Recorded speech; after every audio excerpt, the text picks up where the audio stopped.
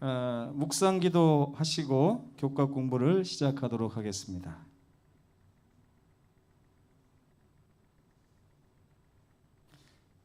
네.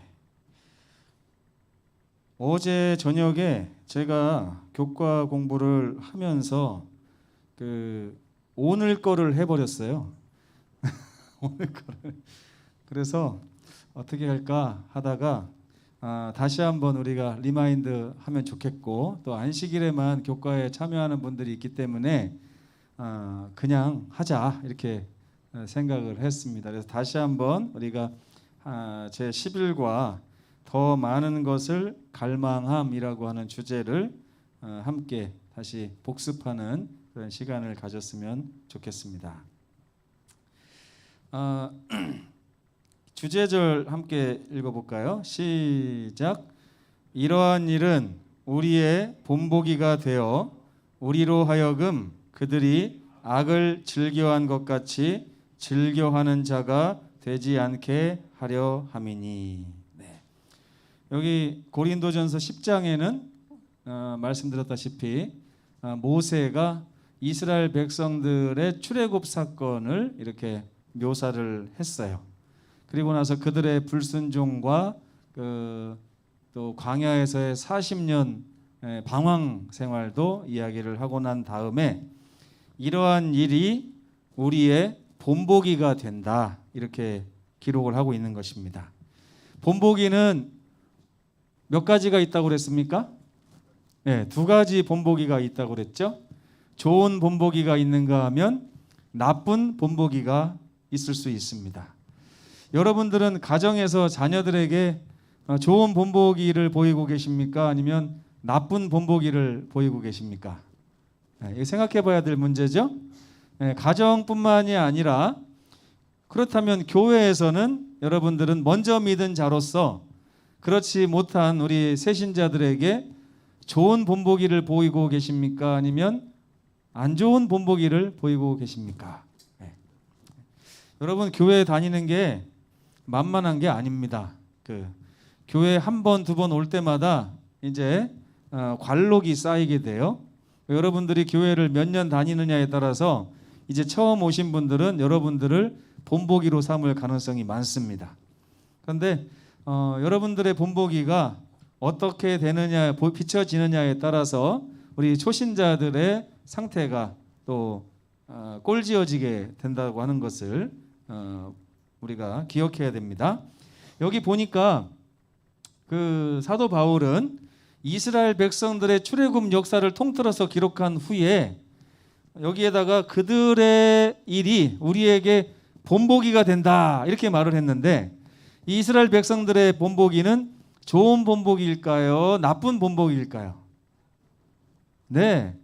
여기서 말하는 본보기는 물론 좋은 본보기도 있을 수 있어요. 갈렙과 여호수아라든지 모세를 본다든지 이렇게 보면 좋은 본보기가 될 수 있지만, 그들의 역사를 통틀어서 봤을 때는 지금 안 좋은 본보기에 대해서 이야기를 하고 있는 것이죠.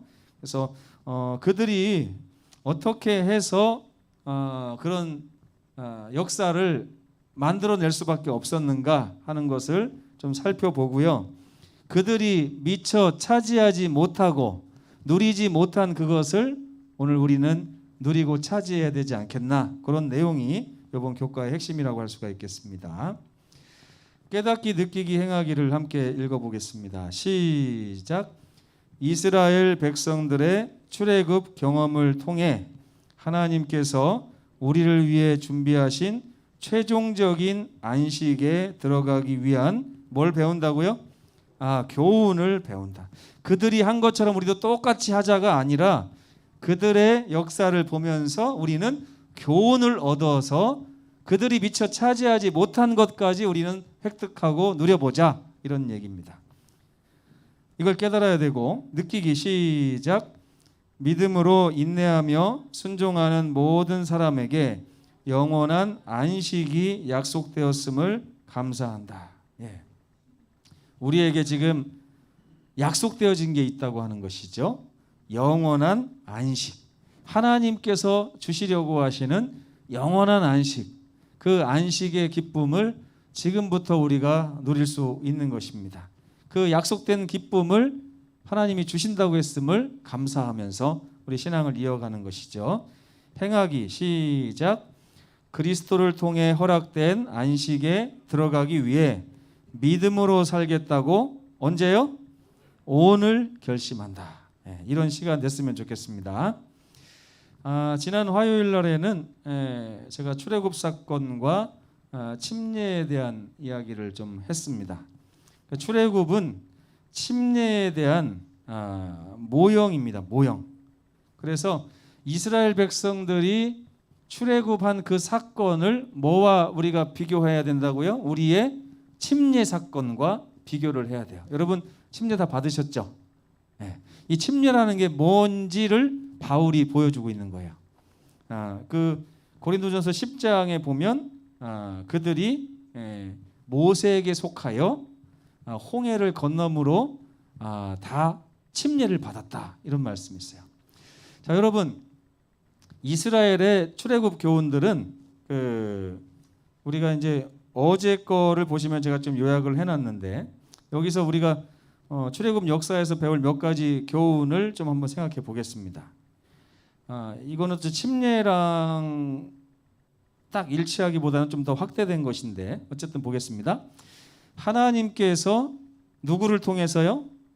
모세를 통해서 그들을 약속의 땅으로 이끌어 가시는 것이 이게 출애굽이죠. 누구를 통해서요? 모세를 통하여. 자, 이스라엘 백성들이 애굽에서 출애굽을 했습니다. 출애굽하는 동안에 그들이 잘한 게 뭐가 있을까요? 네? 그들이 출애굽을 위해서 한 게 뭐가 있어요? 네? 그들이 바로를 찾아가기를 했습니까? 바로랑 싸우기를 했습니까? 뭐 했어요? 불평불만만 했잖아요. 그죠? 끝까지. 그런데도 불구하고 하나님께서 모세를 통해서 그들을 이끌어내신 것처럼 침례도 그렇다는 것입니다. 침례는 예수 그리스도를 통해서 우리를 이 죄악 세상에서 이끌어내시는 하나님의 사역이에요. 그걸 우리가 아는 것입니다. 그리고 그들은 모세에게 속하여 홍해를 건너므로 인해서 애굽과는 완전히 단절됐어요. 그렇죠? 결국에는 그들은 그동안 살고 있었던 애굽으로부터 떠나서 이제 하나님의 손을 붙잡고 모세가 이끄는 대로 가는 삶을 선택한 것입니다. 이게 침례예요, 여러분. 근데 너무나 많은 성도들이 침례를 받았으면서도 홍해를 건넜는데도 불구하고 여전히 애굽 가운데 살고 있는 거예요. 여전히. 근데 이 출애굽 사건을 통해서 우리가 어떤 걸 배워야 되느냐? 이스라엘 백성들의 삶이 홍해를 건너는 순간 애굽하고 완전히 이별한 삶이었다는 것을 우리가 알아야 돼요. 그런데 그들이 그걸 인정했어요, 안 했어요? 계속해서 롯의 처처럼 뒤를 돌아보고 또 돌아보고 그들의 관심이 자꾸 애굽에 가 있는 거예요. 오히려 그들의 관심은 어디 가 있어야 될까요? 하나님이 약속하신 젖과 꿀이 흐르는 가나안을 향해서 그들의 시선이 고정되고, 이제 뒤에 있는 저 애굽 땅은 우리가 다시는 돌아가지 않을 땅, 앞으로 하나님께서 우리를 이끄시려고 하는 저 가나안 땅이 우리가 가서 영원토록 살아야 될 땅 하고 우리 시선을 고정하고 가는 것이죠. 거기에는 어떤 지도자가 우리를 이끌고 있습니까? 예수님이라고 하는 지도자가 우리를 이끌고 있는 거잖아요. 이게 출애굽 사건에서 우리가 배워야 되는 교훈이에요. 침례라는 게 뭐냐? 이 세상에서 살던 나의 몸을 이제 포기하고 인도자이신 예수님의 손을 붙잡고 주님이 이끄시는 곳으로 가겠다고 하는 선택입니다. 근데 여러분 어떠세요? 살면서 주님이 이끄시는 삶을 내가 가겠다고 결정합니까? 아니면은 여전히 애굽에서 하듯이 올해는 뭐 먹고 살아야지, 내년에는 뭐 먹고 살아야지, 우리 자식은 어떻게 가르쳐야지, 돈은 어떻게 벌어야지, 이렇게 하고 사십니까? 여러분, 이스라엘 백성들이 하나님이 약속하신 젖과 꿀이 흐르는 땅을 결국에 차지하지 못한 이유가 어디에 있냐면 거기에 있는 거예요. 그들이 젖과 꿀이 흐르는 땅을 차지했어요? 못 차지했어요? 어젯밤에 말씀드렸죠. 물리적으로는 차지했어요. 물리적으로는. 근데 하나님께서 약속하신 땅은 젖과 꿀이 흐르는 땅이잖아요. 근데 가보니까 정탐꾼들이 가보니까 진짜 젖과 꿀이 흐른다고 보고를 했습니까? 안 했습니까? 보고는 그렇게 했어요. 가보니까 포도송이가 이렇게 크고 뭐 과일도 다 크고 하니까 야 정말 젖과 꿀이 흐르는 그런 땅입니다 라고 보고를 했지만 그거는 눈에 보이는 물리적인 땅이죠. 근데 하나님께서 젖과 꿀이 흐르는 땅으로 인도하시겠다는 얘기는 어떤 얘기였냐면 하나님이 주시는 젖, 하나님이 주시는 꿀을 먹고 살게 해주시겠다고 하는 그 약속이었어요. 그 이스라엘 백성들이 맨 처음에 애굽을 나와서 간 곳이 광야잖아요.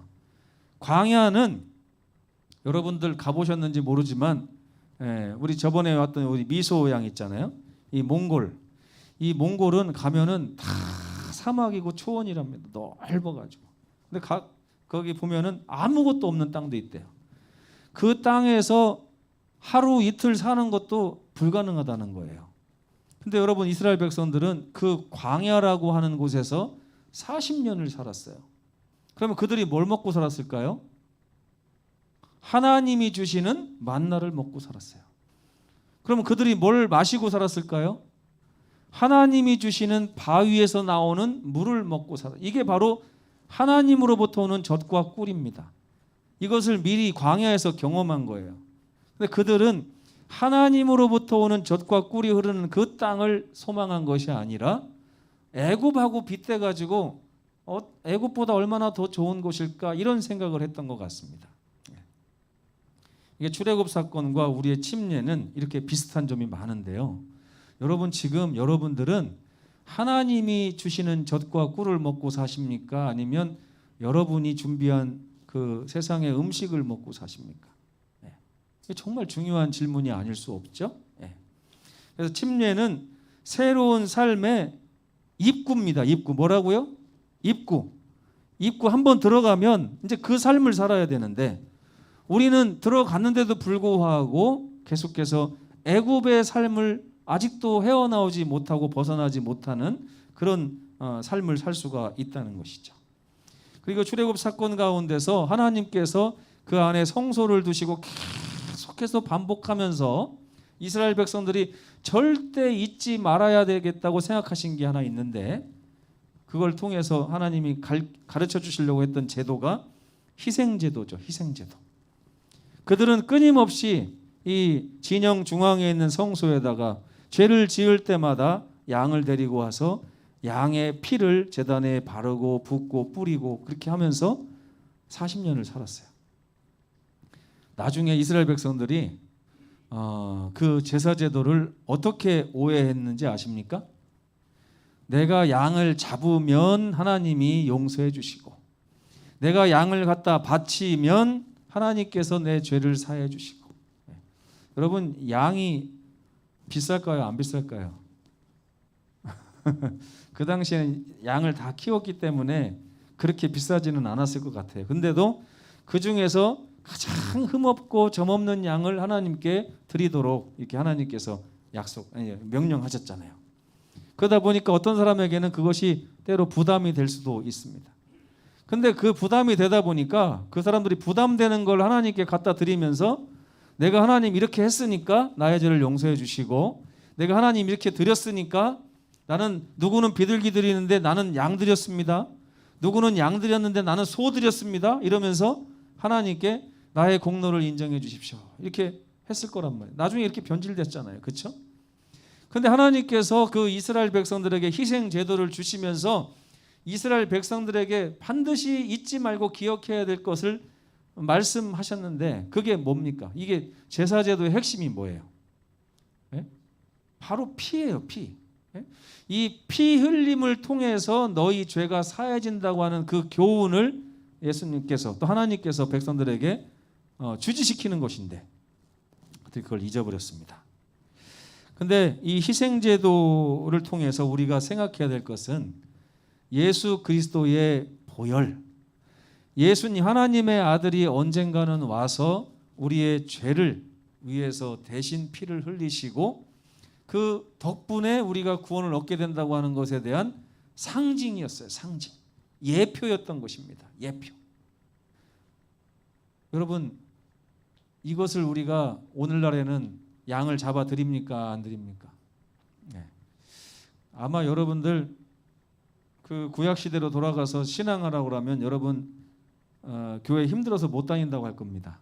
네. 양 한 마리, 여기 저기 가보니까 젊은 회장님 옆에 양 기르는 데가 있더라고요. 여러분 제주에 양 많이 있는 거 아세요? 네. 양이 진짜 그 저기 이스라엘에 있는 양처럼 크고요. 털도 복실복실하고 이렇더라고요.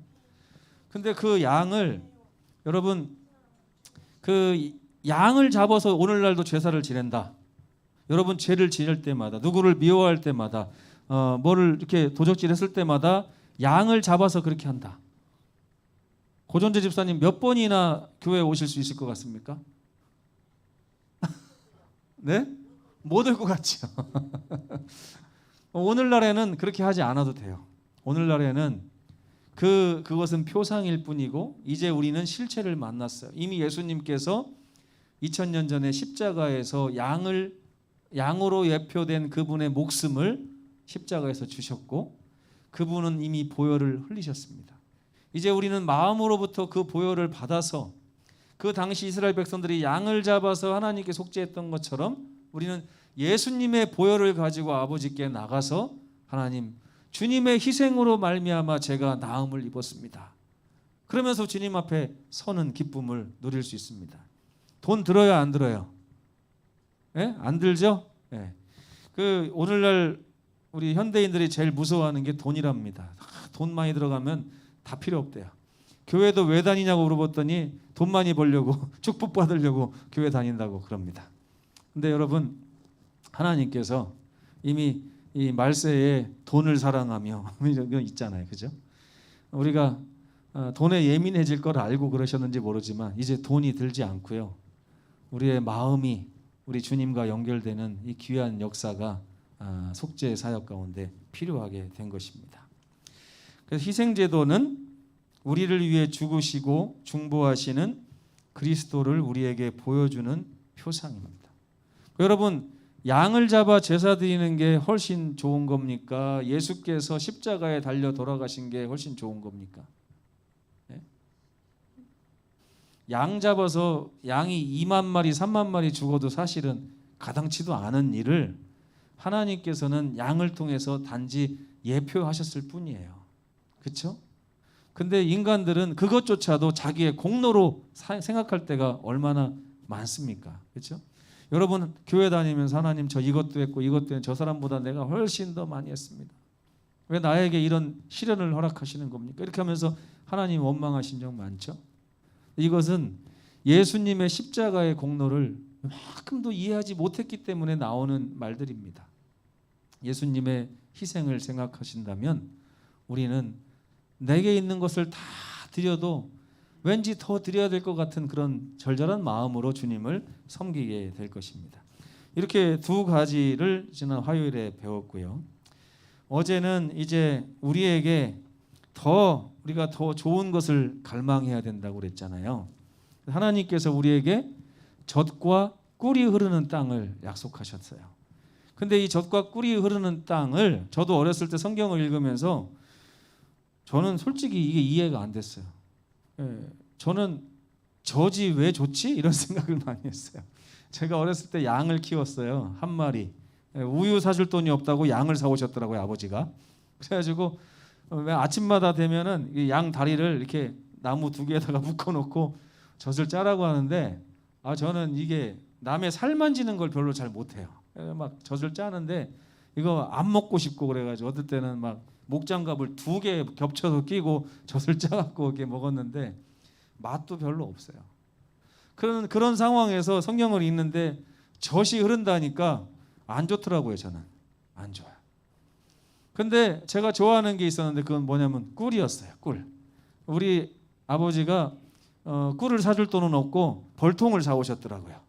그래가지고 벌통에다가 벌을 해서 한 통에다가 2통까지 늘어났는데 그때 하도 많이 쏘여서 그런지 지금도 제가 벌탐을 안 해요. 하도 많이 예방주사를 맞아가지고.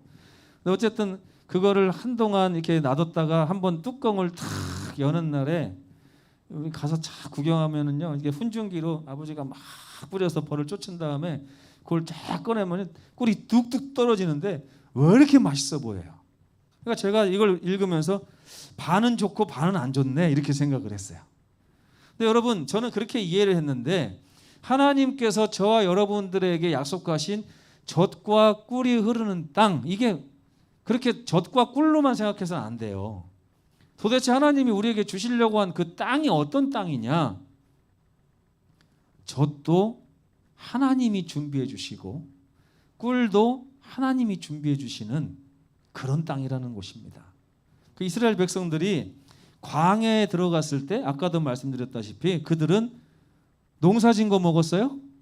아니에요. 농사진 적이 없어요. 농사질 땅도 없을 뿐만 아니라 그 남들이 볼 때는 그 광야에서 40년 사는 것 자체가 미친 짓입니다. 아무것도 먹을 것도 없고 물도 없는 곳에서, 그리고 낮에는 엄청난 햇빛이 내려지고 밤에는 또 추워요. 얼마나 추운지. 그런 곳에서 40년을 산다? 이거는 불가능한 일이에요. 광야, 말 그대로 광야. 남들이 볼 때는 아말렉 족속이나 또 미디안이나 모압이나 이런 족속들이 볼 때는 이스라엘 백성들이 광야에서 사는 거예요. 우리는 오아시스 옆에서 진을 치고 살고 있는데 이스라엘 백성들은 광야에서 사는 거예요. 그러면 누가 더 좋은 데 사는 거예요 지금? 자기들이 더 좋은 데 사는 거예요. 그런데 하나님께서 그 광야를 광야로 만들지 않으셨어요. 날마다 아침마다 만나를 내리시고 물이 필요할 때마다 반석에서 물을 내시고 햇빛이 내려지면 구름 기둥으로 막아주시고 밤에 추울 때는 불 기둥으로 바꿔주시고 얼마나 좋은지 몰라요. 그런 땅으로 인도하시겠다고 하는 것이 젖과 꿀이 흐르는 땅으로 인도하시겠다는 얘기예요. 좋습니까? 안 좋습니까? 매일매일 우리가 하나님의 기적을 보고 사는 것입니다. 여기서 제가 어제 저녁에 드렸던 질문을 다시 한번 드려볼게요. 여러분, 오늘날에도 만나가 내리면 여러분 만나를 주식으로 사시겠습니까? 아니면은 뭐 이춘봉 치킨인가 그런 걸 가지고 사시겠습니까? 네? 어떤 게 더 맛있을 것 같아요? 네? 어떤 게 더 좋습니까? 제가 가만히 생각해 보니까 우리 성도들 지금 만나 내려도 만나 주소로 안 갈 것 같아요. 네. 뭐 당장 어디 가면 쌀도 팔고 홈플러스에 다 있잖아요. 그렇죠? 맛있는 것도 많고. 근데 여러분, 그래서 하나님이 오늘날 만나를 안 내려주시는 겁니다. 네. 근데 그렇다고 해서 만나가 안 내릴까요? 내릴까요? 안 내릴까요? 여러분 아침마다 기도 어떻게 하세요? 하나님, 오늘 아침에도 일용할 양식을 주셔서 감사합니다. 그게 만나예요, 만나. 그냥 먹는 사람들에게는 그게 세상 음식이지만 하나님, 오늘 우리에게 일용할 양식을 주셔서 감사합니다 하는 분들에게는 그게 만납니다. 그게 만나 먹고 사는 삶이에요. 물을 마셔도 그냥 마시는 물은 세상 물이에요. 근데 물을 마시면서 하나님 갈증을 해결해 주실 수 있게 이렇게 물을 주셔서 감사합니다. 이거는 반석에서 나온 물입니다. 근데 생각이 거기까지 미쳐서 끝나면 안 되죠. 나의 모든 것이 우리 주님으로부터 옵니다. 나의 삶은 앞으로 걱정이 없고 나는 이미 애굽에서 살 생각을 다 내려놓고 하늘 가나안을 향해서 가는 이 상황에 하나님이 주시는 것을 먹고 마시면서 주님 오시는 그날까지 살겠습니다. 이게 만나 먹는 삶입니다. 이게 바로 젖과 꿀이 흐르는 그 땅에 가기 위해서 우리 광야에서 준비해야 되는 삶이에요. 하늘에 가면 우리가 어떻게 하고 살까요? 하늘에 가면 100% 하나님이 준비하신 만나와 하나님이 준비하신 물을 먹고 살게 될 겁니다. 영원토록. 그걸 지금 연습하지 않으면 하늘나라 가서도 땅을 보면서, 어제 제가 땅 보여드렸잖아요. 하늘나라 땅 보면서 어떤 생각하냐면 예쁘다 아름답다 이게 아니에요. 저기다가는 밀을 심고 저기다가는 쌀을 심어야지 이렇게 한다니까요. 네. 하늘에 가면 하나님이 우리를 영원히 책임지신다고 했습니다. 그게 바로 젖과 꿀이 흐르는 땅이죠. 예. 이스라엘이 왜 실패했다고요?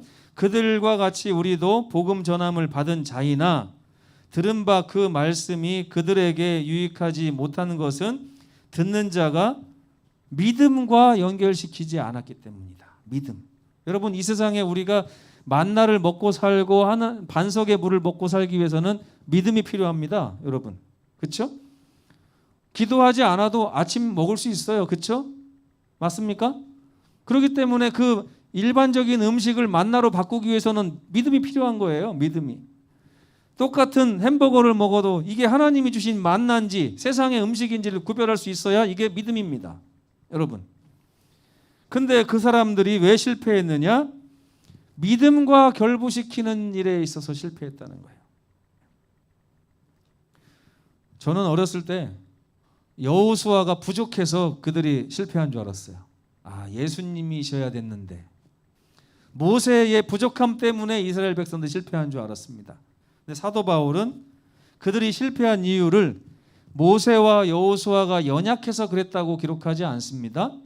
누구에게 문제가 있었다고요? 똑같은 복음을 들었을 때 그들이 그 복음을 믿음과 결부시키지 않았기 때문에 그들이 실패했다고 합니다. 여러분, 담임 목사가 부족하다고 해도 원망하지 말고 불평하지 마십시오. 여러분들이 믿음과 결부시키느냐 시키지 않느냐에 여러분의 성패가 달려 있습니다. 저도 마찬가지고요. 여호수아가 왜 성공적인 지도자 생활을 했습니까? 그의 지도자 생활을 믿음과 결부시켰기 때문에 그렇게 된 것입니다.